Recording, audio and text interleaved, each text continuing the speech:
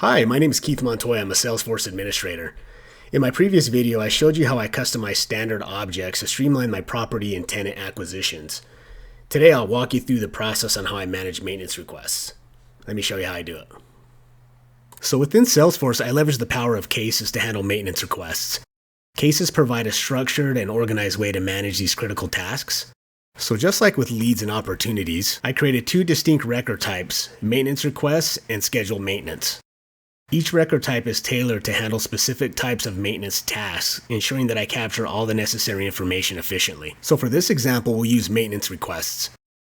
Once you hit Next, this allows you to enter any of the necessary information for the maintenance request. So once you have entered that information and saved it, you have now created your case maintenance request record. This will have all the information that you entered while creating the case. I didn't feel it was necessary to include chatter with my maintenance requests, but I did add related lists. I utilized related lists just like I did with the leads and opportunities. I added activity and object history. These related lists help me keep track of all activities and changes related to the maintenance request. Additionally, I've implemented custom support processes with custom paths for these cases. So for maintenance requests and scheduled maintenance, I follow a structured path. I start with new, where I log the request.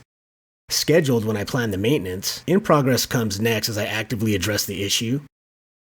And of course, finally, I reach completed when the maintenance is done. So this is the end of this video.